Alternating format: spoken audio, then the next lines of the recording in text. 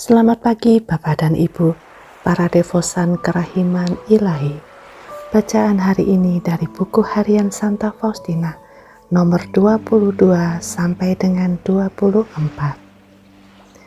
Pada hari aku mengenakan busana biarawati, Allah memberitahukan kepadaku betapa banyak aku harus menderita.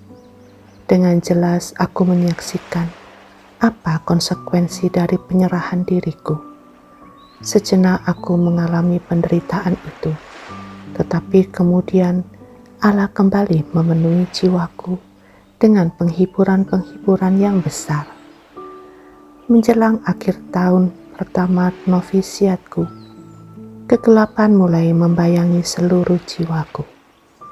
Aku merasakan tidak ada penghiburan dalam doa. Untuk dapat bermeditasi, aku harus berusaha sekuat tenaga. Ketakutan mulai melanda hatiku. Semakin dalam aku merenungi diriku, semakin aku tidak menemukan apa-apa selain kesedihan yang mencekam. Aku pun dapat melihat dengan jelas kekudusan Allah yang agung. Aku tidak berani mengangkat mataku kepadanya, tetapi merebahkan diriku ke tanah, ke bawah kakinya, dan memohon belas kasih-Nya.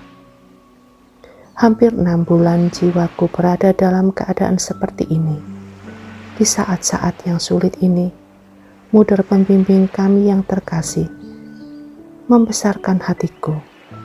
Tetapi semakin hari, penderitaan itu semakin berat. Tahun kedua novisiat sudah semakin dekat. Setiap kali merenungkan bahwa aku harus mengikrarkan kaul-kaulku, jiwaku merasa ngeri. Aku tidak dapat memahami apa yang sedang aku baca. Aku tidak dapat bermeditasi. Aku merasa bahwa doa-doaku tidak berkenan di hati Allah. Tetapi kendati semuanya itu, Bapak pengakuanku tidak mengizinkan aku melewatkan satu komuni kudus pun. Allah sedang bekerja dengan sangat aneh di dalam jiwaku. Aku tidak memahami sama sekali tentang apa yang dikatakan Bapak pengakuanku kepadaku. Kebenaran-kebenaran iman yang sederhana pun menjadi sulit aku mengerti. Jiwaku sangat sedih, tidak mampu menemukan penghiburan dimanapun.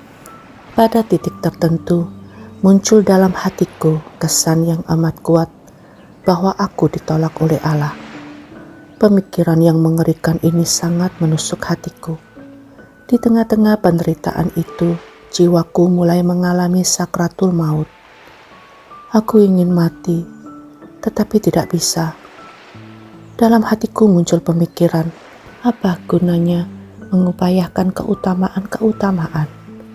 Mengapa harus bermati raga kalau semua itu ditolak oleh Allah? Ketika aku memberitahukan hal ini kepada pembimbing para novis, aku mendapat jawaban ini. Ketahuilah suster, bahwa Allah telah memilihmu untuk meraih kesucian yang tinggi. Ini adalah tanda bahwa Allah menghendaki suster hidup sangat dekat dengan Dia di surga. Hendaknya suster sungguh-sungguh mengandalkan Tuhan Yesus. Pemikiran mengerikan bahwa telah ditolak oleh Allah sungguh merupakan siksaan yang diderita oleh orang terkutuk. Aku berlari kepada luka-luka Yesus dan mengulangi kata-kata penyerahanku. Tetapi kata-kata itu menimbulkan siksaan yang semakin menyakitkan dalam diriku. Aku pergi ke hadapan sakramen Maha Kudus dan aku mulai berbicara kepada Yesus. Yesus, Engkau berkata bahwa lebih mudah seorang ibu melupakan bayinya daripada Allah melupakan ciptaannya. Dan kalaupun ada ibu yang dapat melupakan bayinya, aku, Allah, tidak pernah akan melupakan ciptaanku. Oh Yesus, tidakkah Engkau mendengar betapa jiwaku mengeluh? Sudilah mendengarkan rintihan-rintihan yang memilukan dari anak-Mu. Aku mengandalkan Engkau ya Allah, sebab surga dan bumi akan berlalu, tetapi sabdamu akan bertahan selama-lamanya. Tetapi aku tetap tidak menemukan saat kelegaan.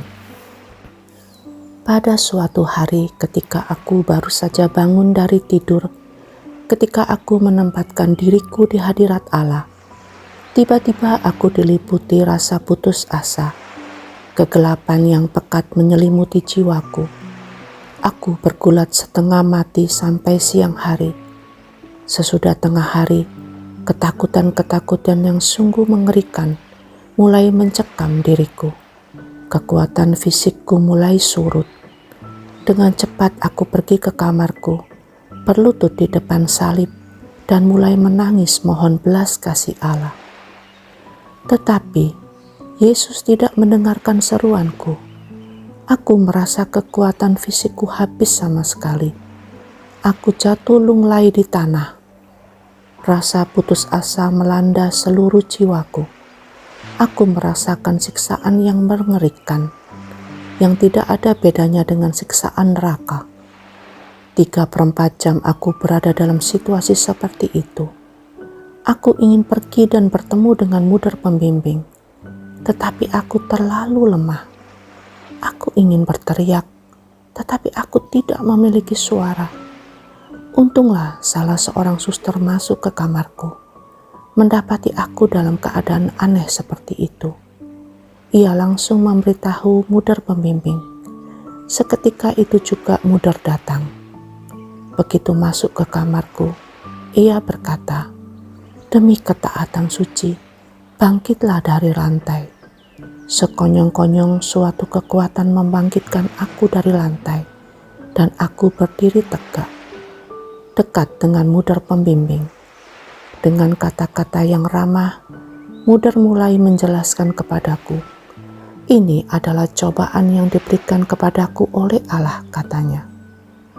"Percayalah dengan teguh, Allah itu senantiasa Bapa kita, walaupun Ia menguji." Aku kembali melaksanakan tugas-tugasku, seolah-olah aku telah keluar dari kubur. Perasaanku diliputi dengan apa yang telah dialami oleh jiwaku. Dalam ibadat sore, jiwaku mengalami sakratul maut lagi, dalam kegelapan pekat yang mengerikan. Aku merasa bahwa aku berada dalam kuasa Allah yang adil dan menjadi sasaran amarahnya.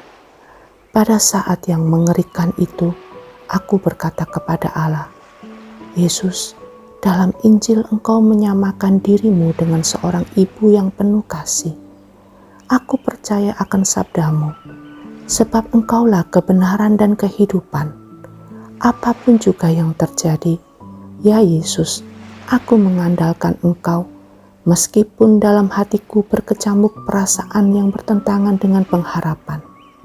Lakukanlah apa yang ingin Kau lakukan terhadapku.